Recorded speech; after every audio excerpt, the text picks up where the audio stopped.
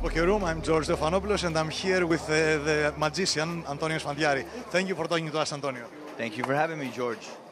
First, I want to talk to you about this tournament you're playing, the main event. We are at the end of day 3. Tomorrow is the final day. You are, how many chips did you end the day with? 1.48, so almost 1.5 million. And probably the chip leader or among the chip leaders, definitely. I think so, probably top 3. I would hope so. Today I saw you, and I think you played very well, but I wanted to talk about the first day where you were spending some bullets, like barreling a lot and being over-aggressive maybe? Yeah, well, it's a rebuy tournament, so I was trying to build a stack, and I just kept getting hero called, which super tilted me.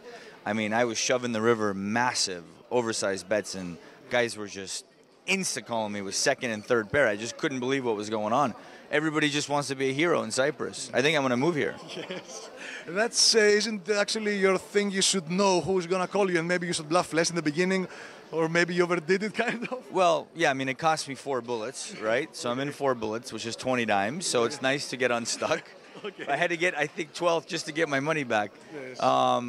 But, you know, if you have chips, it's a lot of power, and so I was gambling early on to try and get chips. Okay, I understand the strategy. Then let's talk about today, where I saw an amazing call in my view. I don't know very well, but I'd like to describe it. A guy limped, you raised from the button in position, 7-4-10 on the flop rainbow. He checked, you c-bet, he called. Queen gave a flush draw on the turn. He checked, you bet again, he called. And then on the river there's an ace. And he leads for 150K. And you seemed very annoyed when he led, and then you started thinking, and you told him, did you hit your flush, runner flush?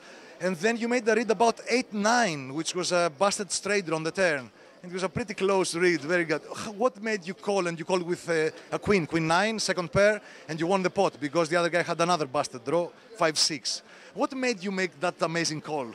Well, it was just one of those situations where if he had a hand with just an ace in it, there's no hand where he could just call me on the flop, call on the turn with just an ace, right? So it would have to be a 2-pair ace something. Yes. But the ace of clubs actually put the runner clubs out there.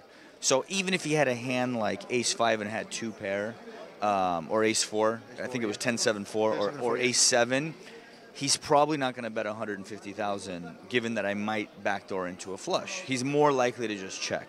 And there's no way he just called with a set on the flop and on the turn. Yes. So what does he have? I mean, it just didn't really add up. Yeah, right? The value range is very Even strong. if he had a hand like ace-king, what is he? He's going to bet 150 into me on the river? No shot.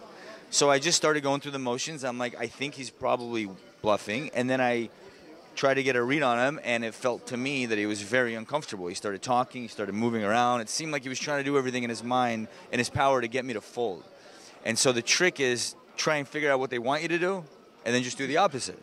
It's that simple. Yeah, I think you're very good at it, and I admire you. Your poker skills are great. And also about the big pot, tell us at the end where you had aces and you got it in with against 2 flush draws. It's a dream scenario, I think.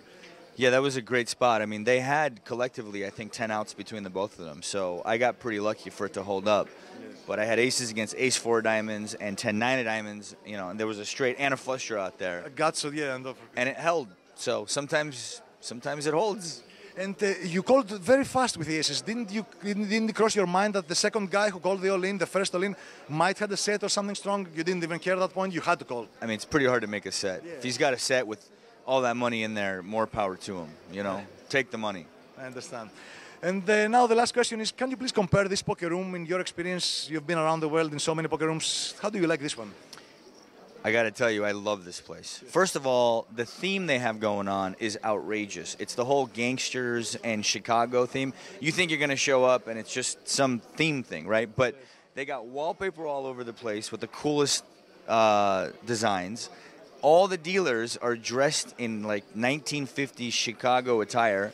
They're all beautiful, and they all know how to deal. Yes. It's not like you go to a tournament and there's beautiful dealers that don't know how to deal. These dealers are really good. I'm like, whoa, where do they find these people?